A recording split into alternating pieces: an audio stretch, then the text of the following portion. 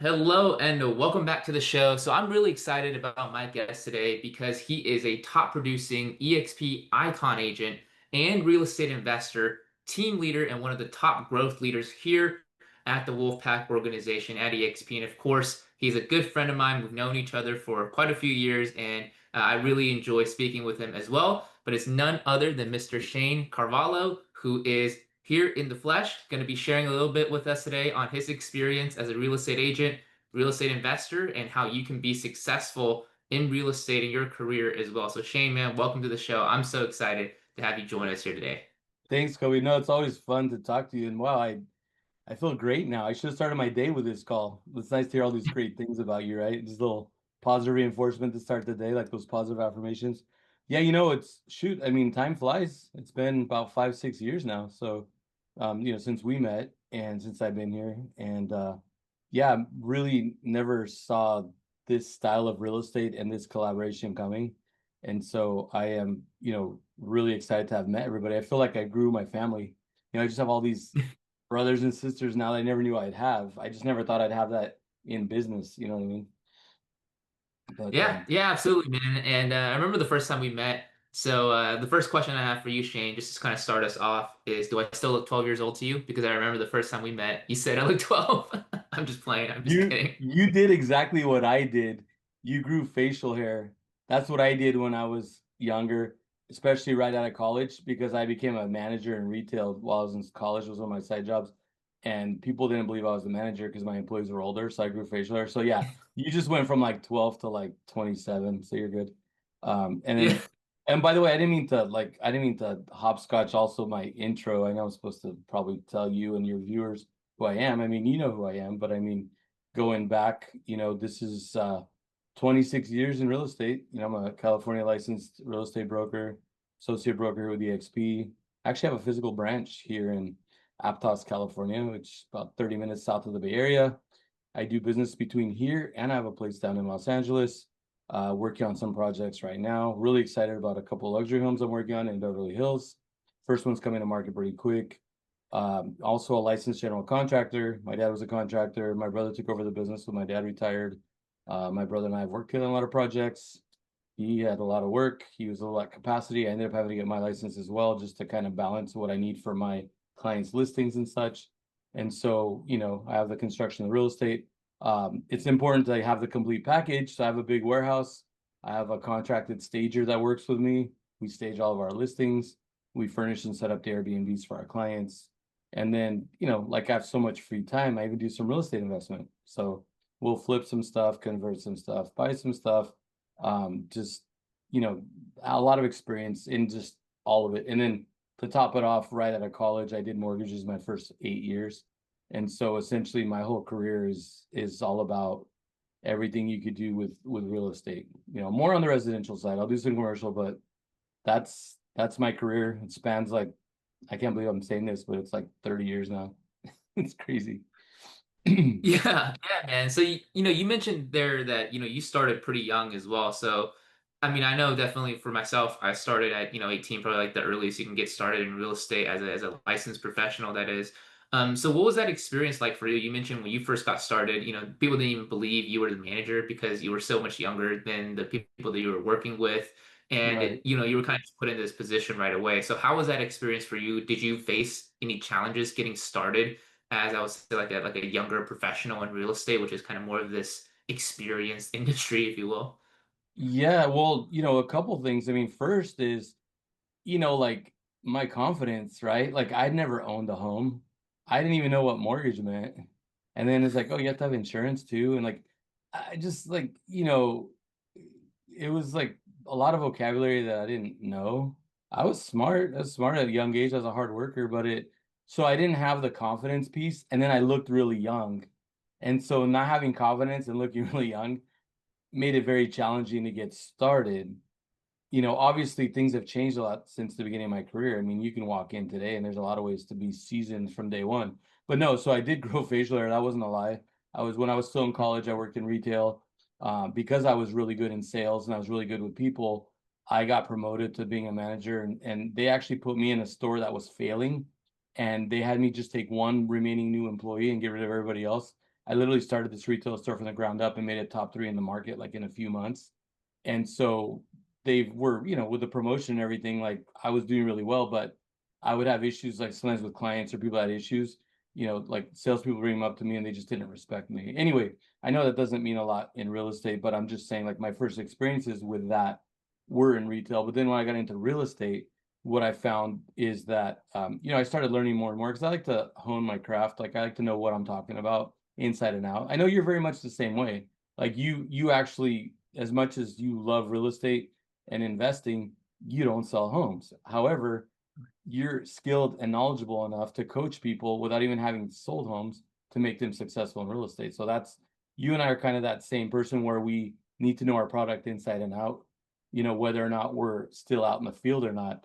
And so I think that as I built the experience, it was helpful. But I think one thing, and we'll probably touch on this later in the conversations, I think the other piece that helped a lot is that I started working with people that already knew me. I started working my sphere, started working people that needed my help. I came into sales during the short sale of foreclosure time, and I was well versed from mortgage to do short sales and everything. So it's like I started building from the inside of who I knew and then working the referrals. That became a big stepping stone on accident of future success. Anyway, let me hand it back because you know me, I could go all day. Yeah, no, we would love for you to go on this, Shane, because you got a wealth of knowledge and a lot of experience as well. But you mentioned earlier, you said that, you were kind of put into this position in retail, right? And you brought the store up from pretty much like a failing store and built it from the ground up in 3 months. And you said that, might not have to do a lot with real estate, but I think it's the opposite. I think it has a lot to do with real estate because there's a lot of agents out there, whether they're a little bit younger.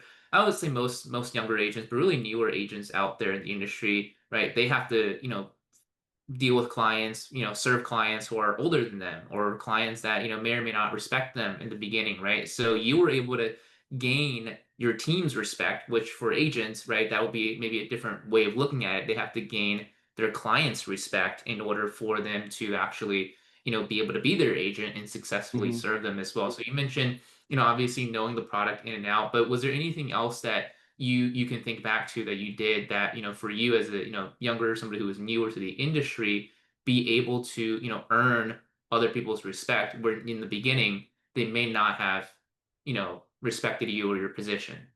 Yeah, well, I think that, early on, just with the people skills that I've just always had, maybe the way I was raised, but from day one, it was always what's in the client's best interest. And clients feel that. Is this guy chasing a paycheck or is he really working hard for us? So, I mean, they see me in the trenches, right?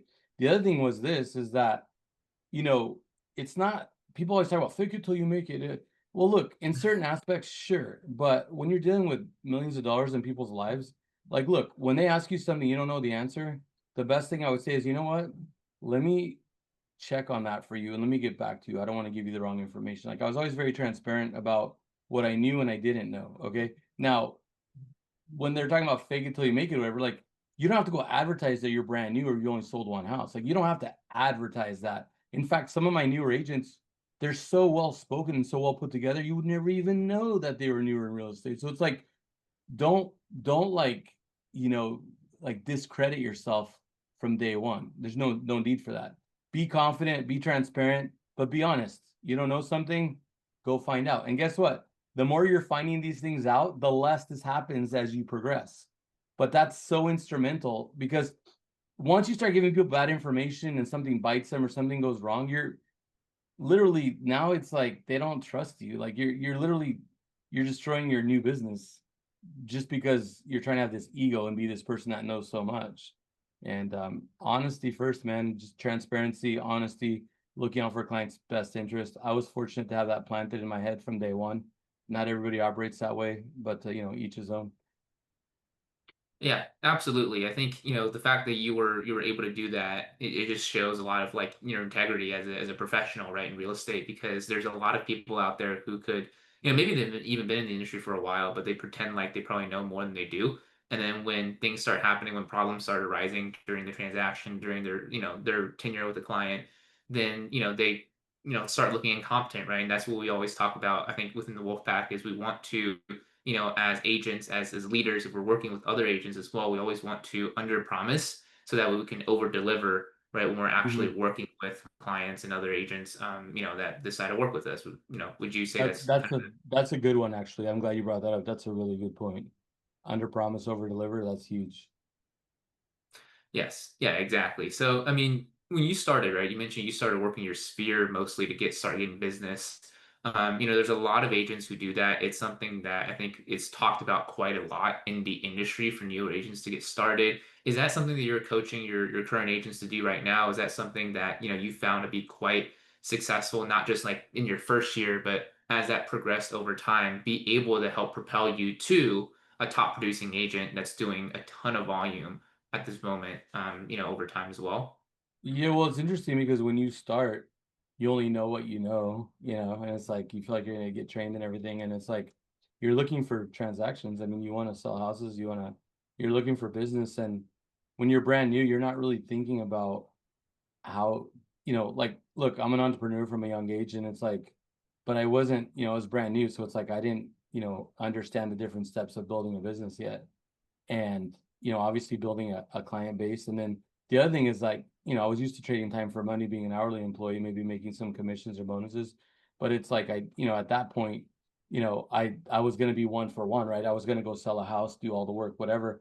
There was nothing in my head yet about scaling or having it working for me when I'm not, or having things out there working like YouTube videos, or at that time it was Facebook, not Instagram. But I mean, just like there was not I just didn't have that in my mind about leveraging to grow business. I was just looking for the deals and meeting people, letting people know what I did.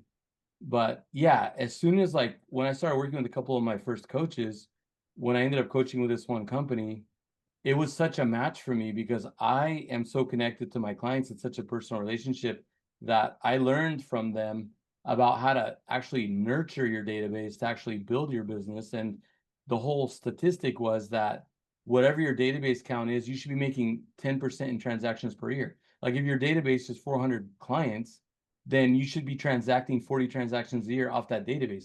Doesn't mean it's those people, but it's their referrals, or maybe it's a repeat. Maybe they're buying an investment. Maybe it's their cousin. Maybe it's their coworker, right? Like, it's not like that those same people are going to be transacting. Because look, some of your clients, they might do one house in their whole life, or they might buy and sell, right? Then you have other clients that I've probably done 10, 12, 15 transactions with. So it's like, it's just essentially, it's marketing to your people, but not like taking, but bringing value, seriously caring about them, and helping them build their own futures. I mean, in California real estate, you become a millionaire. You could be working for minimum wage, and it doesn't take too many years, it doesn't take too many properties.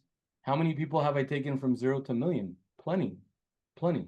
And even like from first time home buyer, even some of my veterans, I love helping veterans, even veterans that move in from out of the area, from like low cost markets. I've had people move from $300,000-$400,000 house markets to our $1 million markets, and work their way up. And so yeah, so essentially I learned that it's way easier to work with people that already trust you. If you've already transacted with them and you're already servicing all their needs, because they always come back, hey, I need a plumber, I need this, I need that, whatever, because they know I have the resources. It's like, well, shoot, well, here's an idea.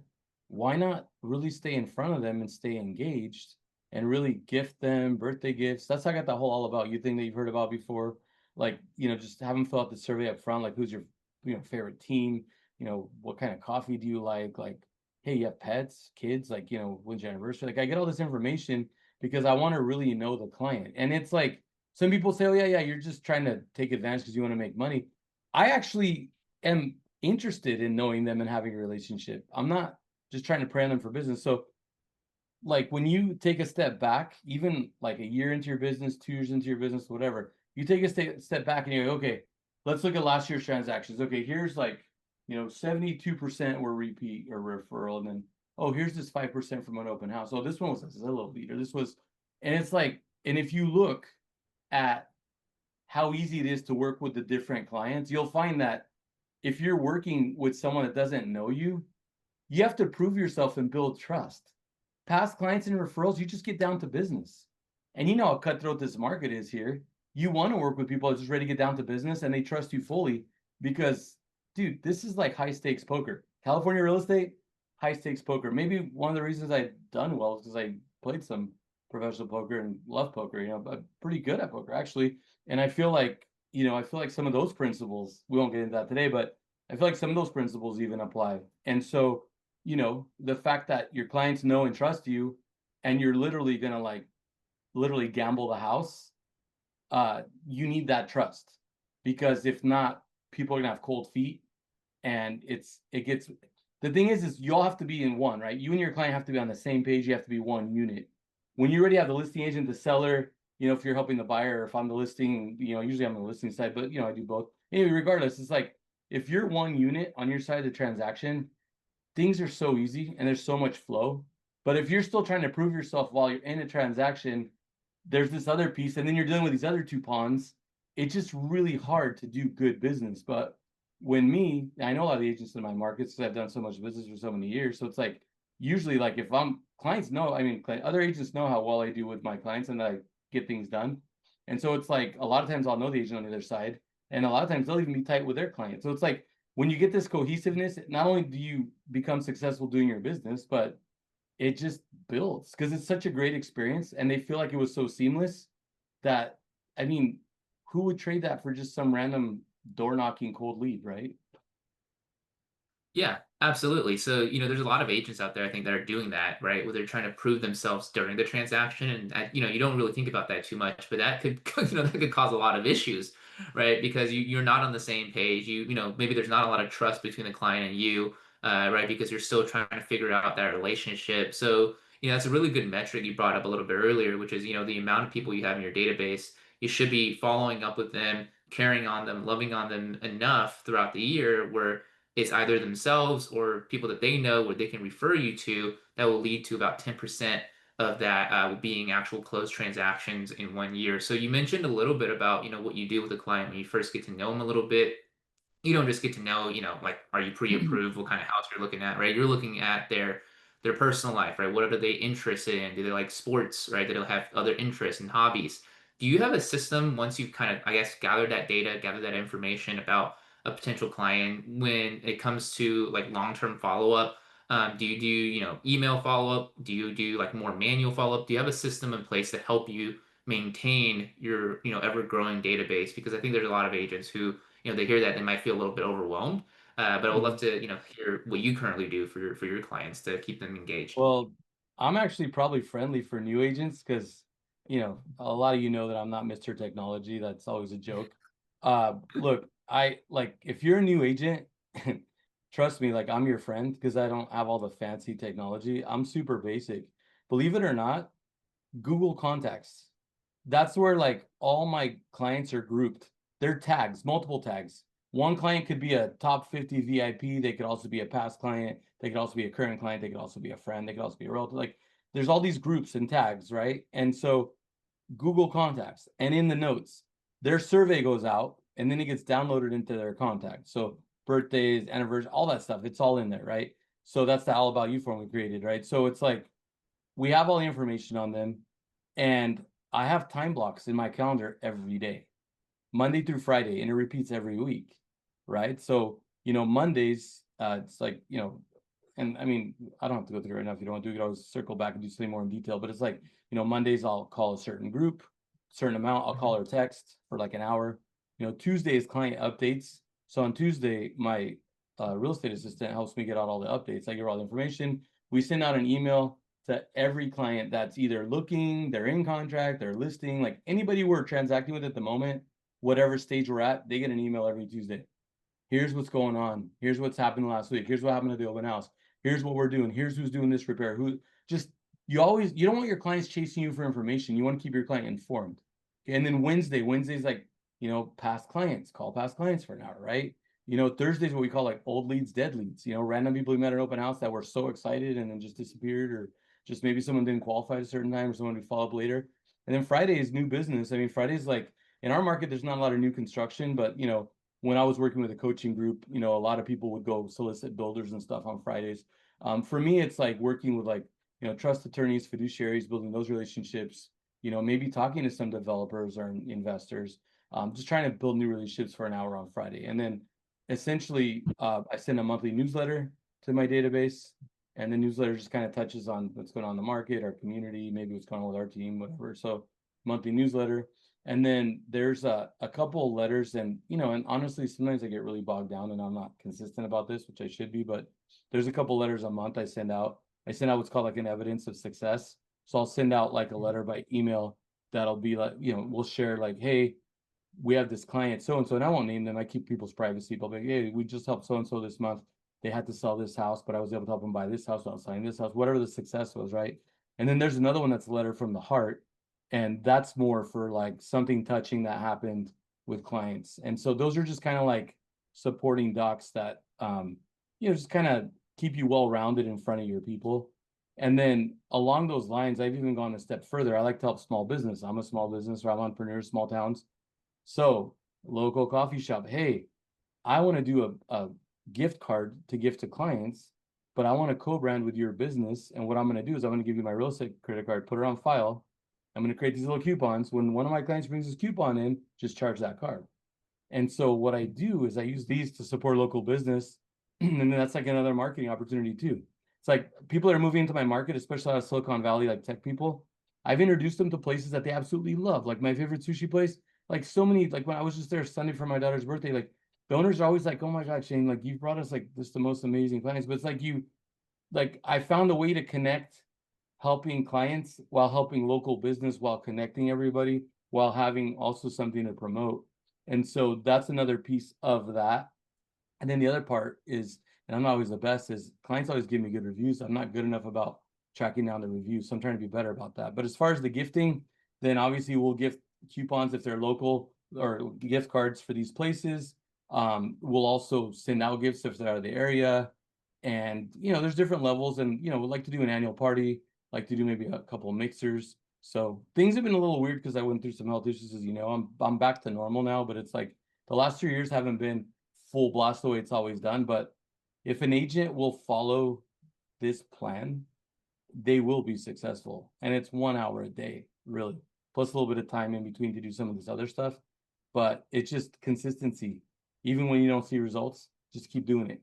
Same with the gym. Yeah, well, I didn't lose any weight this week. Stay at it. I mean, there's even people that consult with me for working out because they know I'm very active and I've lost a lot of weight, and they're like, well, I haven't lost any pounds this week. It doesn't matter.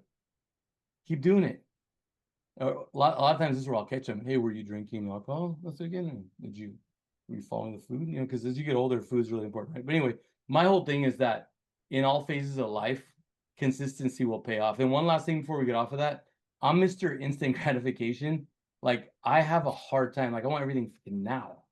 And throughout my career, I've read a ton of books that have helped me tremendously with pacing myself and realizing as time goes by that a little bit each day will get you the results. And these are books like you probably know some, like Chop Wood, Carry Water, the Pound the Stone, the Compound Effect. I mean, there's so many like great books. And for people that don't like to like sit there and read, Audible, like just Audible.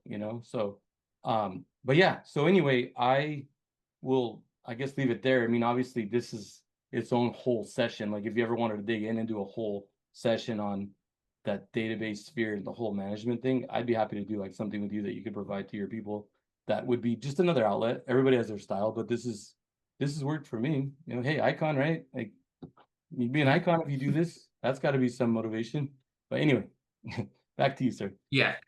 No, absolutely, man. So I love the way you kind of broke it down because it's nothing that's like, impossible to do, right? Just following up with clients, just sharing information, sharing custom information and updates, right? I love what you mentioned about, when you're working with a client during a transaction, you're not leaving them, just kind of out to dry. You're keeping them updated constantly. So that way, I mean, as real estate professionals, obviously you've gone through the transaction process enough times to know what's going on, what problems are, what are the big problems, what problems are just kind of, just you can get past that pretty quickly. But if somebody's buying their first house, selling for the first time, they don't know that, right? So it's our job as agents to kind of keep them informed, make sure that they're, getting all the information up to date as quickly as possible. So I think it's really cool that you've been able to build a business based on consistency, right? Because, I'm not knocking on, technology or systems or automations, but that I guess kind of requires certain type of people to,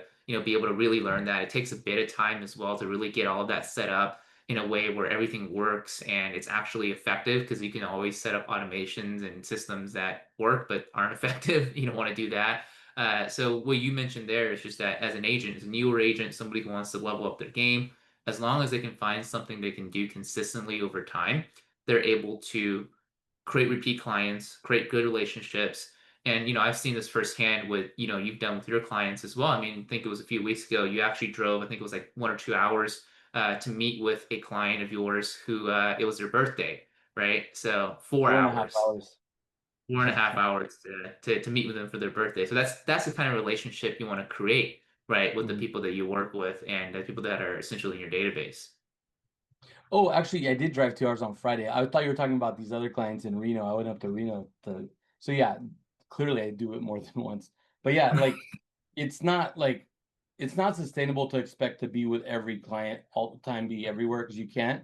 But you do build relationships with certain clients that want to be engaged like that and they want to have FaceTime with you. So with this system, the way you break down the follow-up, you're not touching people all the time. So even when you're getting started and you don't have a ton of a database, you can be very personally connected. And as you go, branch out and get bigger, one thing you were saying about automations, here's where you run into problems. So I agree with trying to put things on autopilot to where you can, but where you have a problem when you build this kind of business is that, and this has already happened, I've already gotten slapped for this by clients, is like put on some kind of a drip and then they receive some boilerplate email. I've had clients email me back or text me say, "Hey, don't send me this crap. You want to talk? Pick up the phone and call me." Like I love talking to you. You just don't send me this like because they know it's like not it's some random whatever. So it's like that's I mean, it's crappy that I had to learn it that way. But the positive on that is look how well my clients know me. They knew that that was just garbage. So if you want to be a turn and burn agent, which there's nothing wrong with that. I mean, there's agents out there who are highly successful. They're all about transactions. They don't care about relationships. You want to be transactional? Use the heck out of all those automations and drips. Your conversion rate is going to be way lower. You have to send out a lot more, spend a lot more, spend a lot more time, and then you get into a transaction with someone that you haven't built trust with. So it's like, look, I'm not saying you can't be successful. People are successful that way. That's just not my cup of tea. My conversion rate is ridiculous. I mean, like I literally like the conversion rate is ridiculous because I built it from the inside out. And I think it's important that everybody should go that route. But hey, they can still go the other way. And then the other way just opens up other doors. But if you want to do it my way, there's always got to be that personal touch. We can automate and make some things easier, but there's limitations on how you utilize technology with those people. In fact, like my voice has been replicated a couple of times online by AI or whatever. Clients were like, "Hey, that wasn't you." So it's like I can't really get away with much. Not that I'm trying to, but it's like, but that while it's kind of like, wow, at the same time, it's like flattering because it's like, oh, they pay that much attention that they know, right? So it's just a different style of business, and it's what I prefer, honestly. Yeah, absolutely, man. And you mentioned a little bit earlier as well that you did go through some health issues in the past, just recently, and you were able to kind of bounce back from that, clearly very well. So I don't know if would you mind maybe sharing just a little bit about that and how you were able to Oh yeah. persevere through? Because a lot of people face different challenges like that, may or may not be health, but Well, it's interesting you brought that up too, because I've had to be vulnerable and speak in front of groups about this just because some of my colleagues know how tough it's been. And yeah, it's holy moly. Like I'm used to being on stage talking about top producer, this, that, and all that stuff. That's easy. You love that. But this last year was the first time I got thrown in front of people live. Like, hey, talk about the struggles, talk about what you've been through, talk about coming back from that. Dude, I choked up on stage. I had a really hard time. I was so nervous. It was so hard. But yeah, no, I'm happy to share here. Like, I'm very comfortable now. Like, look, I mean, COVID 2020, January, I think February 2020 is when it was like official. But I rolled in January, my birthday. I was about to leave on a trip to Florida. I got really, really sick. And nobody knew what it was. Doctor didn't know what it was. Apparently, it was the bad COVID, but nobody knew yet because I got it before So I was really sick for almost 3 weeks. Thinking I'm never sick. Like so, it really impacted me. In fact, I started putting on weight. I was out of my workout routine. I was feeling a little weird about being locked down because I'm very social, very outgoing. I started putting on weight, and then all of a sudden, like I started having high blood pressure randomly. And then I was on like a little daddy daughter trip with my daughter down south, and my daughter's like, "Hey, there's something wrong with your face." Well, it looked like I was having a stroke. I went to urgent care. They rushed me to the hospital. I had Bell's palsy, which is, I don't know if you know what that is, but your face gets paralyzed. And it took me 6 weeks. I got lucky. I got a full recovery. Some people it stays permanent, but it looks like you had a stroke. I couldn't close one eye. My face was drooping. I was drooling. It was like bad. But I had that. Then I had like the other COVID. Then I was at a broker tour and I collapsed. Ended up in the ER somewhere else. And at that ER, they're like, it was unrelated, but that's how they found the cancer, which was the next one. But at that ER, they were scanning me with the ultrasound and they found a tumor on my kidney. I got lucky. This is like natural selection because I'm a hard worker. I think my life was spared because at the ER, they're like trying to figure out what's wrong with me for 10 hours. They're like, okay, what do you do for a living? I'm like, oh, real estate. Oh, real estate, interesting. Well, you're dehydrated, you're sleep deprived, you're exhausted, a little bit of gastro. Like they're just like, your body's just like, you're doing too much. Like you need to just like, and so it's interesting. They were kind of laughing too. They go, man, you must be a busy realtor, because just, but anyway, it was because of that that they found this tumor. And 6 weeks later, I was in surgery just that fast. And, then, basically had to recover from that for about a year or so. I mean, I was successful. They cut out a part of the kidney. Cancer's gone. I get checked every 6 months because I was just under like stage 2 cancer. And so it's like you get put in like a 5-year program where you get tested every 6 months. And so I always cross my fingers when they're doing a CT scan. Like I'm always just like, don't come back. One of my friends had the same thing. His came back. I've been fortunate so far, hasn't come back. And so that was the biggest of all of them. But I mean, I was only sharing that it was weird. I'm always super healthy. I work out, I'm active, super healthy. I've had like little injury things happen from just playing football and all these sports when I was young. Certain things break down your body, like herniated disc in your neck, or some, just random stuff like that, which you can get through. But the illnesses are uncommon for me. And I got hit with hardcore illness for, 2020 through 2024, pretty much. Those are rough 4 years while enduring COVID in a weird market, while also suffering a, financial loss from a kind of an old, I guess, let's say just a business partnership on something else that went sour that cost me 7 figures. So it was a really rough patch. And so the reason that, when you're asking, about this and where this is relevant is I think for the first time in my career, later in my career, I found a way to connect with people that are newer in the business or people that are getting started, people that are challenged. I finally found level playing ground because everybody's had challenges in life. And so I realized that after speaking in front of people about everything I endured and the fact that I kept my head up and kept grinding, worked my way back to health. Like you have to understand, after the surgery and not being able to do much, I put on 60 pounds. 60 pounds. I like after the surgery when I was home, I was told I could start walking. I couldn't walk half a block. Couldn't even walk half a block. I could go run a half marathon today. That was like a year and a half ago. I was 60 pounds overweight, had no strength, lost all my muscle, had no energy, could barely walk half a block, had gotten ripped off by one of my best friends on a side business. Basically, business, because of my past clients and my database, we still kept doing business. But obviously, like if you're just laying there every day and you can't do much, you're not super, my production was down probably 70%. And so, believe it or not, I still icon that year, believe it or not. Don't know how. But the whole thing though is, and I'm glad you brought this up because everybody faces adversity. And a lot of times people are thinking about as new agents that adversity and the challenge to get going in the business. But what you need to understand is that life happens to everybody, whatever level you're at.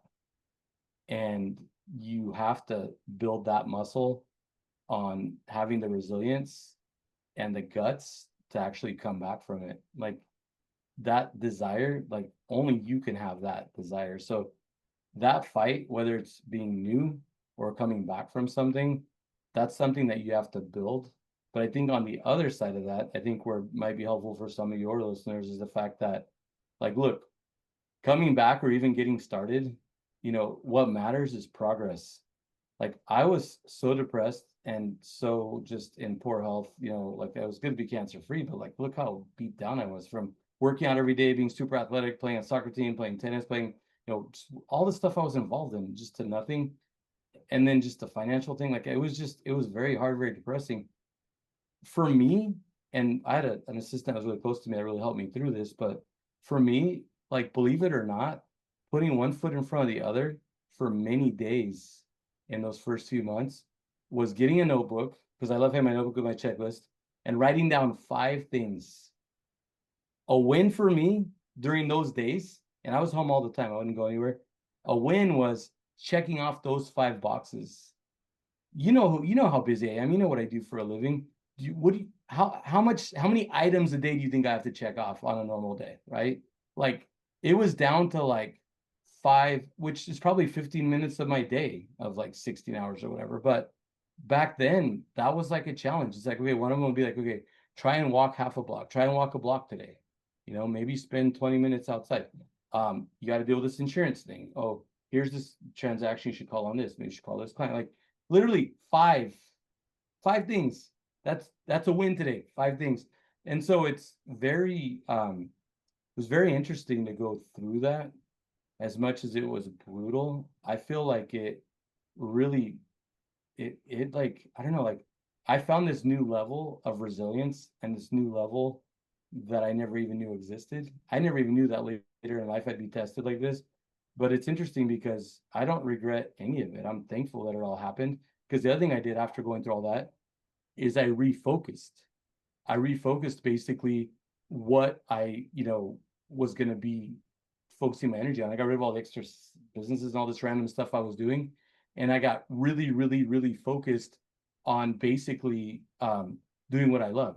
Like it's like you have when you have a major illness like that and you're trying to kind of evaluate what's going to happen going forward and evaluate life. It's like, okay, life is precious. I need to enjoy life, not just work all the time. What are things that I love to do? Where am I strong? What should I do? And so what I did was I got rid of like some retail stores I was involved in. I got rid of like, I had like a production team. I still have obviously my agents and my group and I work and I'm a mentor and everything else, but I got rid of like the production team. I got rid of 7 Airbnbs. I downsized to just keeping my real estate construction staging thing and my agents like that I'm building, like my organization. That's still a lot, but it's like that was like what I kept. And then I was just taking these steps every day. And the other thing that happened during that time was we always assume that because we're so busy on the daily, we assume everybody in our circle is supposed to be there. Even people that have been there for years, we assume that they're all our allies, our friends, and everything else.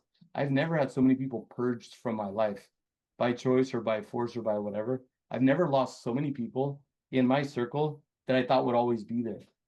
And in the meantime, some amazing people came in. And it's crazy how much positive came out of all of that. So I'm going to stop on that point, but I guess just to summarize, we can't see like slow, because you hear this even from Connor all the time. Sometimes you got to slow down to speed up. Like you can't, even as a new agent or someone coming back from adversity, you can't devalue success because it's small steps or small wins. A win's a win, right? And if you're doing what you need to do to go in that direction, then definitely practice gratitude, because I was guilty of not practicing enough gratitude. After facing death and everything else, it's like, oh yeah, gratitude. So much gratitude for like even simple things. Like I woke up today, like, oh my God, look how nice it is outside. I mean, so many like simple things. So it's like realistically, like just being grateful and celebrating the small wins. And then because there's a lot of things happening there. You're building momentum, you're feeling good, feeling positive. If that glass is always half empty and you're, oh, I only did this, I only have this, whatever, you can never get in the mindset to ever get over here. Because to get over here, you don't just jump there, you have to get there. And too many people are unhappy right here because they don't, this doesn't seem realistic. But you know what's interesting? If you're just doing a little bit every day, it's so crazy because time just goes by. Like the weight loss, I lost 60 pounds in a year and a half. Dude, you know how hard day one is? It's like, oh, it's like, this is awful. Like, how am I going to do this? Dude, I look back now, I'm like, oh my God, like, I'm so glad that I was patient. I paid my dues every day, even when I don't want to. It's not a feeling thing. It's like, how bad do you want it? How bad do you want it? And it doesn't matter. Like, oh, well, I want it today. Well, you can't have it today. But if you want it, you're going to have it the way you're going to have it. But that still has to be a choice. You still have to put in the work. And so, anyway, I mean, I know you were asking about help and I took into all this, but I just thought it was important to share along with disclosing what happened, also disclosing how that impacted my life, my business, and my health. Now, at 50, I'm 50. I just got tested yesterday. My cardiovascular age is 33.9. 33.9. I just celebrated 3 years after the surgery. I'm literally 16 years younger than my age. in health, which is stunning to me after the condition I was in 3 years ago. But that's putting in the work. And sure, that's my health. That could be your business. Year three, 41 transactions closed. You know, I'm in a low transaction market. I was number one in transactions in the whole brokerage my third year in real estate. And there's other seasoned 30, 40-year agents in there. People doing luxury. I was doing bottom of the market. My average sale was 250,000. So it's like I just, you talk about the turtle in the hair and talk about the small wins, the little steps and everything. It doesn't, it's not like we create this big thing that seems unattainable. But if we just think about the steps to get to where we want to get, like as you're doing it, you start to enjoy the journey, which is huge. Like instead of being miserable, like even with the weight loss and everything, it's like if you're enjoying, like I love to work out. I love to get up. Like one thing that was really, this is the last part, and I'll give it back to you, but one thing that really changed my life was the beach is right here at the end of my street, right? So I go down like 3 minutes down to the sand. Cold winter mornings before sunrise, cold, like 30s. I know where you're at, you probably even colder sometimes, but like low 30s sometimes before sunrise is dark, pitch black. I'm out there running in the cold before sunrise, like some David Goggins type stuff. Like just the more pain, the colder, the better. Like it was just like exhilarating. When the sun comes up, I used to take out pictures of the sunrises and stuff like during this last winter. Like it was such an exhilarating feeling to be down there, be doing that and making those steps every day. I looked forward to that. I'd go to bed like I can't wait to get up and do it. So the reason I'm saying that is because if it's going to be torturous to build your business or torturous to lose the weight or torturous to build your organization, whatever you're going to do, if you can't love it, it's not going to happen.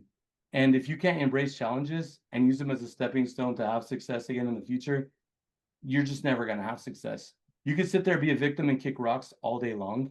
Yeah, I've been dealt a bad hand like all at once. Like I've had some, I mean, honestly, in most of these things, like I really got pretty screwed in a lot of ways, but that's just life. You learn and you move on. I didn't like sabotage or create these problems. These are just cancer happens, health, like things just happen. And how you respond, that makes all the difference. And I didn't quit. I had two friends commit suicide that were really close to me. One of them was a top producing agent during COVID, and lots of people close to me. And I was that really affected me a lot. But it's interesting because thinking about that and thinking about how unhappy and how things were. It's interesting because being in the dark places I was, it made me realize I could see why sometimes people they're just like I can't do it. Like I finally had like a better understanding. I know some of it's medical, and we don't think I'm not going to judge anybody for whether they take their life or not, especially not my close friends and stuff. But I'm just saying, like, I understood, like, for the first time in my life, I understood what it was like to literally have nothing going for you. Like, literally, like everything was just shit. And those are some dark days. It's hard to find the light at the end of the tunnel, and so you have to dig deep. And it's a lot of like nobody can help you with that. You can learn from other people that have been through it, but you just have to have, like you say, you got to gut it out, right? But anyway, back to you. No, Shan, I think is really inspiring the fact that you're sharing this with the world, and you're taking more opportunities to share this as well, because we all go through struggles, right? And we can all think that, well, things like this is never going to happen to me, or this is not, this is something I, doesn't apply to me, but that's not the case, right? I mean, just in your example, these are things that happen almost overnight, right? And they all came at once, and you had no preparation for it. So I think for agents out there to listen to it, to think about the daily struggles that they have, even if it's just, even if they don't go through, fortunately for them, any situation as severe as what you were, able to gut through, just to think about the daily struggles that they have, like, if a client didn't call them back, or if a lead ghosted them, right? These struggles seem, they pale in comparison to what could be going on in their lives as well. And that's where we get back to the point where you talked about gratitude and just being Gratitude. grateful for the ability to be able to actually serve your clients, right?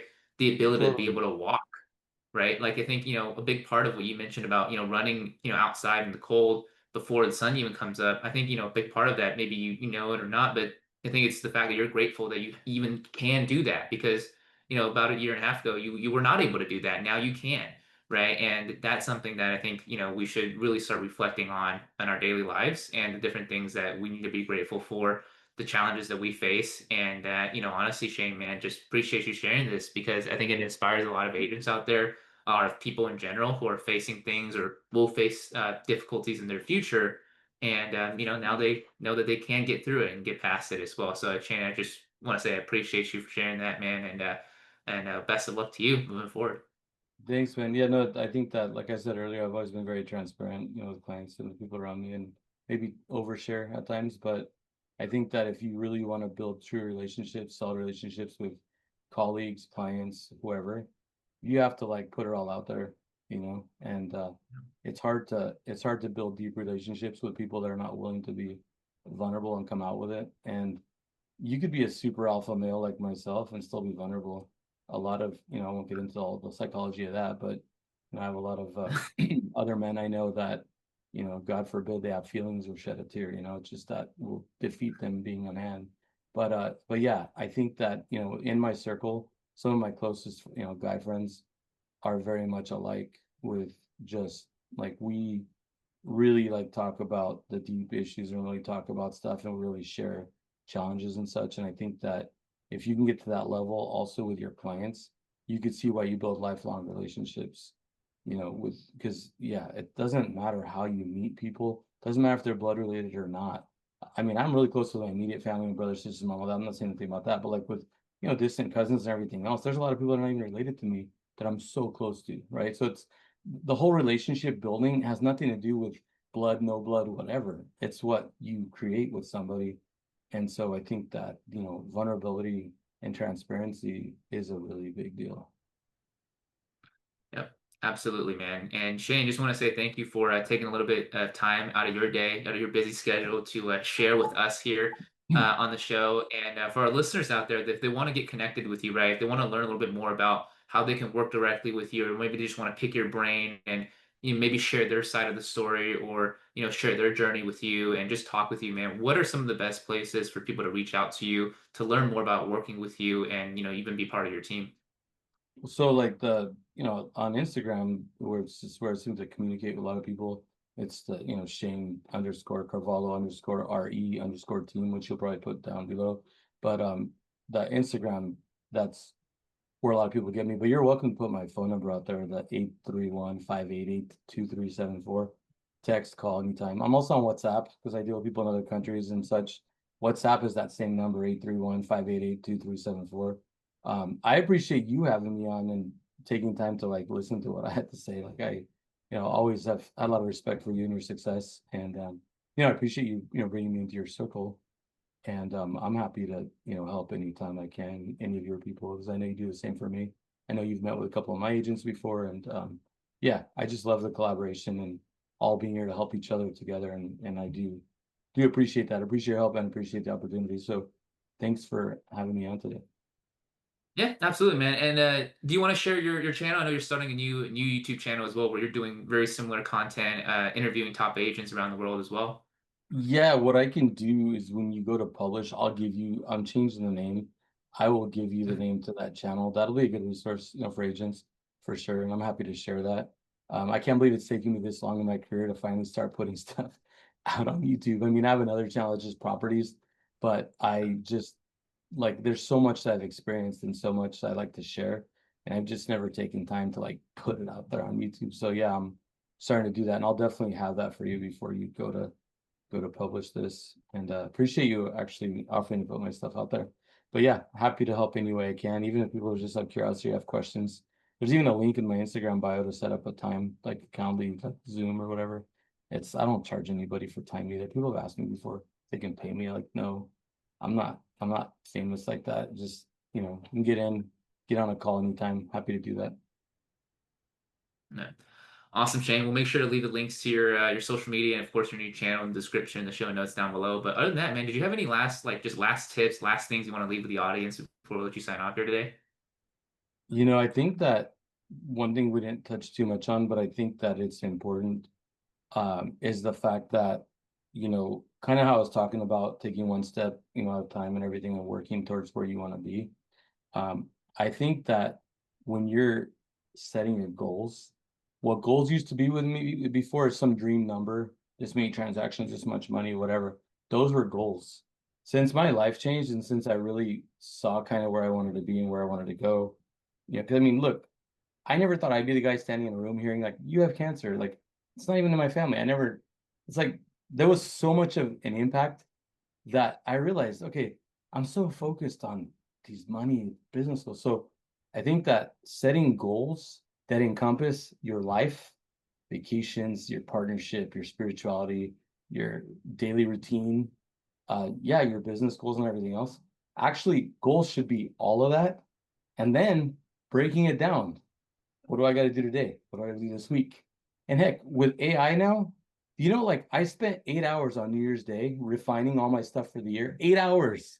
But I was all my ideas and all my mastermind, but then running it through AI to help me break it. It's like, it's incredible. Like you can literally now, instead of these goal, you can plan your life and have it systematic. And of course, things are going to happen and things are going to change, whatever. But if you want to have some kind of measurable success and have some kind of a path, because from zero to that 70 million or whatever, it's like, oh my gosh, it's like a steep mountain, right? But if you have this plan and if you're just doing a little bit, enjoying that little bit each day, you know that, like, look, if I'm doing this today, I already know it's measured. I already know that if I want to get here and I do this, I can get there. I wish I learned that day one. That would have been a game changer because I'm Mr. Instant Gratification. It was frustrating. I was swinging for the fences from the first day. I wanted to be at the end of the year on day one. I never had that training or that learning about that process. That right there is huge. Whether you're a day one guy, a day 700 guy, a day 13,000 guy, you need to have goals and time blocks and, just whole steps to getting where you want to go, including taking time out for yourself. 5:30 in the morning to 8 in the morning, that's my time every day.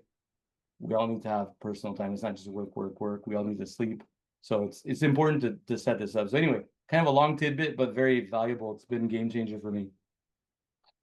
Absolutely, man. Shane, thanks again for being on the show, man. Appreciate you for tuning in, and we'll see you on the next show.